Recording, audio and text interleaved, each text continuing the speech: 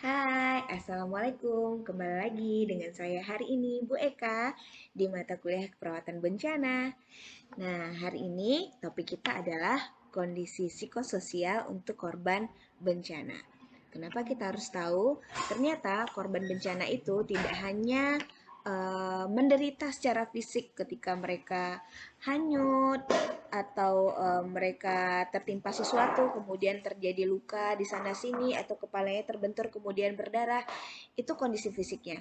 Tapi ternyata korban bencana juga menderita secara psikologis, ya. Jadi mereka ada perasaan trauma, ada perasaan ketakutan, ada perasaan khawatir yang berlebihan karena kondisi bencana yang mereka alami. Nah, itu perlu juga kita perhatikan. Makanya kita hari ini akan menyimak terkait dengan yang akan kita bahas hari ini. Oke, baik. Nah, pastinya sebelum itu kita harus tahu dulu, apa sih itu bencana? Nah, bencana itu adalah kejadian yang bisa disebabkan oleh manusia atau disebabkan oleh alam yang menyebabkan kerusakan dan kehancuran sehingga perlu bantuan orang lain. Kemudian bencana itu dapat diartikan juga sebuah kejadian yang dibutuhkan ekstra keras atau luar biasa untuk menanganinya, lebih dari respon terhadap situasi kedaruratan biasa. Nah, perlu kita ketahui bahwa bencana ini terjadinya secara tiba-tiba. Nah, ini adalah contoh bencana di tsunami Aceh tahun 2004, di mana kejadiannya disebabkan oleh alam, terjadi secara tiba-tiba, dan membuat kerusakan baik secara moral maupun material. Nah, selain bencana di Aceh juga ada bencana lain. Bencana di Aceh kemarin itu ada tsunami, ya. Ada gunung meletus, ada banjir, ada tanah longsor, ada kebakaran, ada puting beliung. Nah, itu juga termasuk bencana di mana kejadiannya itu terjadi secara tiba-tiba dan merusak. Seperti itu. Nah, penyebabnya seperti saya jelaskan tadi bahwa bencana itu bisa disebabkan oleh alam maupun manusia. Kalau oleh alam itu gunung meletus, gempa bumi, banjir, angin topan, tsunami, bisa juga di sini wabah. Kemudian kalau buatan manusia itu bisa dari teror bom, konflik dan lain-lain. Nah, bencana ini disertai dengan sesuatu yang berbahaya, ya, dapat mengancam kehidupan dan kesehatan dan harta benda manusia. Nah, ini saya ulangi kembali pastinya topik yang sebelumnya sudah dipelajari terkait proses terjadinya bencana. Nah, bencana itu ada 3, ya, tahapan, mulai dari non bencana, bencana, dan pasca bencana. Nah, kondisi non bencana di sini kondisi yang tidak ada bencana, ya. Jadi di sini dianggap bahwa lokasi tersebut rawan bencana tapi tidak ada bencananya. Kemudian kondisi bencana ditandai mulai dari 24 jam bencana hingga kondisi bencana itu ditandai dari mulai terjadinya bencana, ya, hingga 24 jam setelah bencana. Sedangkan paskanya adalah 24 jam setelah bencana. Maaf. Nah, ini adalah kondisi psikologis pasca bencana. Nah, ada jenis-jenis beban psikologis yang dialami oleh pasien-pasien atau korban-korban pasca bencana. Yang pertama itu adalah trauma mental. Nah, trauma mental ini adalah pengalaman bencana akibat pengalaman bencana secara fisik. Jadi karena ada getaran ketika gempa bumi, ada kebisingan, ledakan panas, dan sebuah ledakan sehingga dengan pengalaman tersebut membuat seseorang menjadi trauma. Kemudian penderitaan karena bencana. Nah, karena tadi adanya luka atau melihat kematian orang yang dicintai, kerusakan rumah, itu juga membuat trauma. Kemudian menyaksikan bencana. Jadi orang yang menyaksikan atau ketika kita korban kemudian menyaksikan bencana, ada orang tergulung ombak atau kita melihat mayat atau melihat reruntuhan yang rumah-rumah runtuh, itu juga bisa membuat kita menjadi trauma. Kemudian ada lagi selain trauma, ada kesedihan, kehilangan, kemarahan, dan perasaan bersalah. Kesedihan itu karena kehilangan orang yang dicintai, karena terluka, kehilangan orang anggota keluarga, kemudian perasaan bersalah. Ya, ada perasaan bersalah karena seseorang itu menjadi korban yang selamat, sedangkan orang lain tidak bisa dia selamatkan. Nah, itu bisa menjadi perasaan bersalah. Kemudian kemarahan terhadap sekeliling. Nah, bantuan yang tertunda, informasi yang membingungkan. Nah, ketika seseorang di bawah tekanan itu pastinya akan mudah tersulut atau stres. Sehingga ketika ada sesuatu yang misalnya bala bantuan makanan terlambat datang, tentu semua orang dalam kondisi lapar, pastinya itu akan membuat orang-orang yang korban bencana itu menjadi marah. Karena apa? Kondisi tertekan, keadaan lapar, bantuan belum datang, akhirnya mereka bisa marah. Kemudian ada kemarahan terhadap organisasi atau perorangan yang dianggap sebagai orang yang bertanggung jawab atas kecelakaan atau bencana tersebut. Nah, ini juga bisa teman-teman lihat pada bencana lumpur Sidoarjo, itu orang-orang marah terhadap organisasi yang menyebabkan atau yang lalai terhadap kenapa itu lumpur lapindo itu bisa menimbun sebuah desa seperti itu. Nah, itu masih ada kemarahannya hingga sekarang. Kemudian ada stres sosial dan pola hidup. Nah, ya. Nah, proses adanya evaluasi dan relokasi ya, mulai dari kita ketika menjadi korban itu kita berpindah dari kita tempat tidur yang nyaman, kemudian ada AC-nya, tidak ada nyamuk, kemudian karena ada bencana rumah kita runtuh, terus kita harus dipindahkan ke tempat pengungsian. Nah, itu juga bisa membuat stres sosial. Kemudian rutinitas yang terganggu, biasanya pagi-pagi bangun tidur, terus sarapan, terus pergi sekolah atau pergi kerja, pulangnya capek, tidur. Nah, ketika kita menjadi korban, itu pastinya rutinitas itu tidak ada. Yang pastinya bisa termenung saja, atau tidak mengerjakan apa-apa, atau malah semua rutinitas kita itu menjadi zonk. Nah, itu juga bisa membuat stres. Kemudian beban hubungan dari informasi yang baru. Ya, menghubungi orang-orang untuk menerima informasi atau bantuan, ya. Kemudian beban penerimaan perhatian yang berlebihan. Jadi ternyata ya guys, korban-korban bencana itu walaupun kita misalnya dengan sukarela untuk pergi mendatangi mereka memberikan bantuan, tapi secara psikologis itu juga menjadi beban ketika mereka menerima perhatian yang berlebihan. Ada kalanya korban-korban bencana ini ingin istirahat, ingin tidur, ingin menyendiri, tapi karena mungkin wawancara sana, wawancara sini, kita ingin pengkajian ini, pengkajian itu, mengisi kuesioner ini, instrumen itu, akhirnya si korban menjadi stres. Nah, ini adalah respon individu terhadap bencana. Ya, ada respon segera atau 24 jam setelah bencana, ini ada rasa tegang, cemas, panik, terpaku, linglung, lelah, gelisah, menangis, dan merasa bersalah. Ya.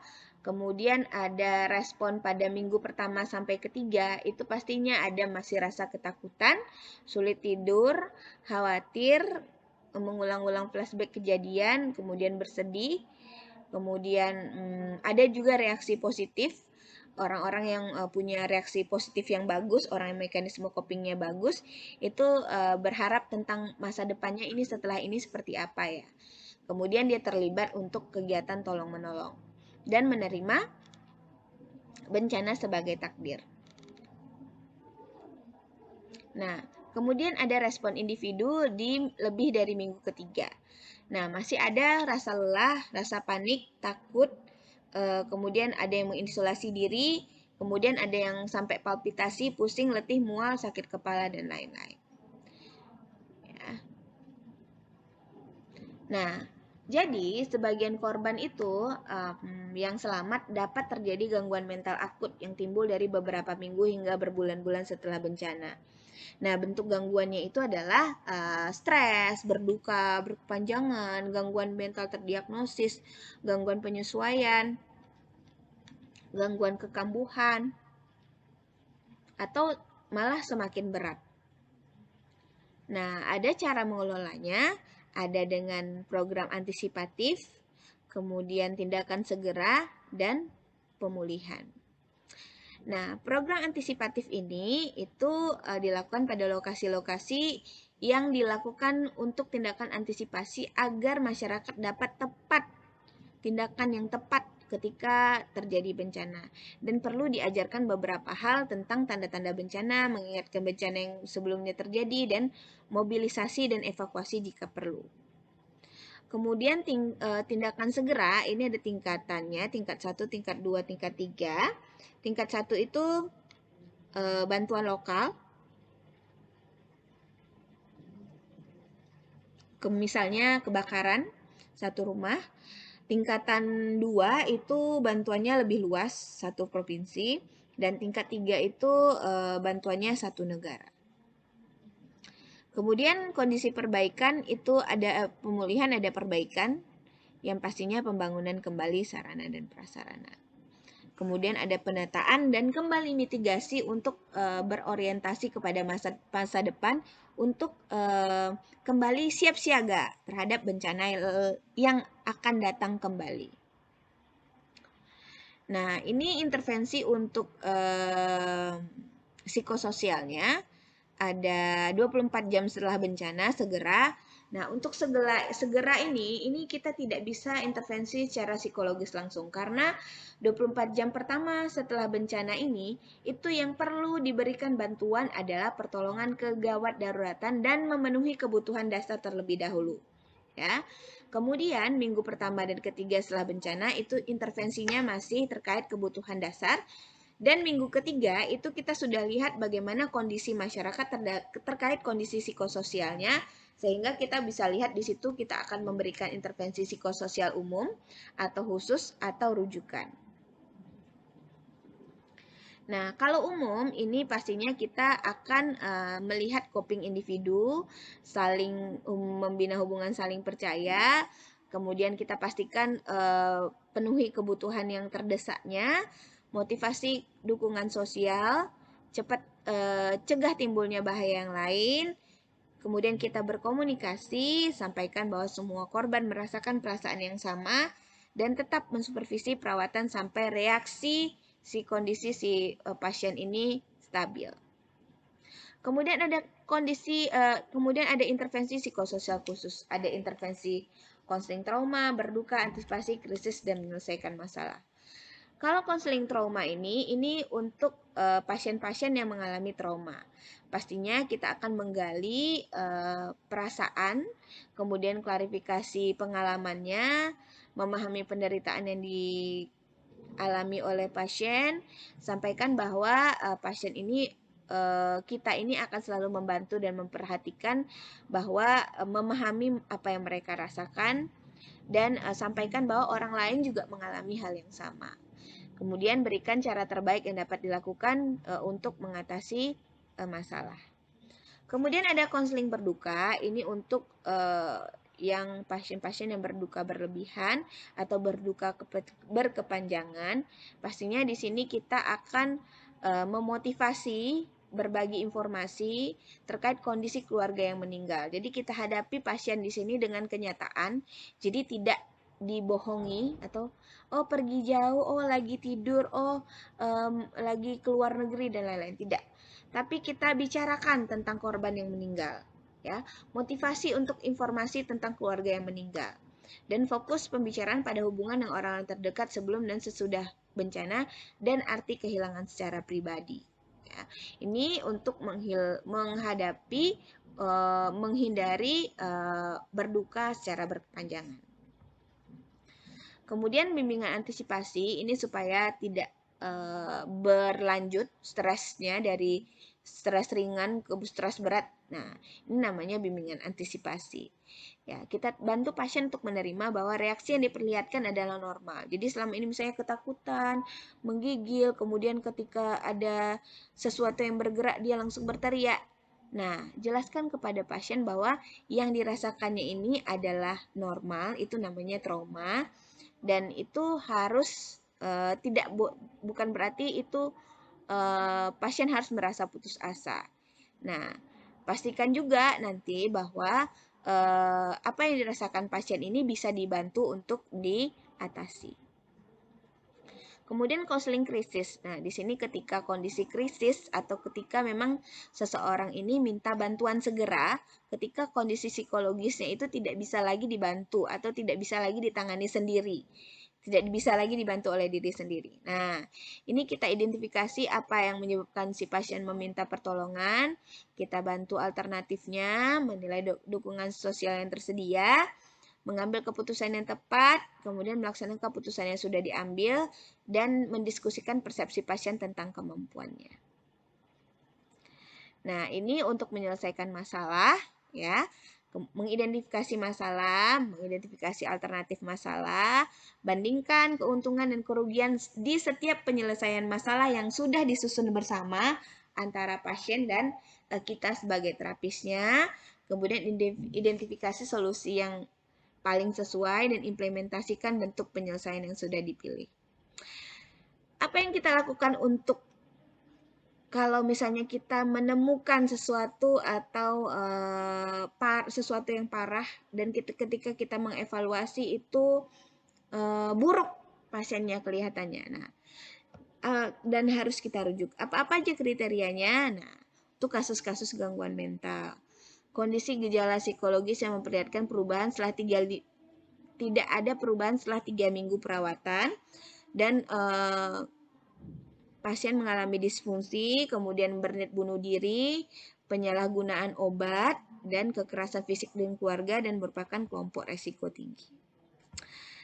Baik, untuk topik kondisi psikologis korban bencana, ini dulu. Silahkan kalau ada yang bertanya, silahkan tulis di kolom komen. Nanti akan saya komentari di situ.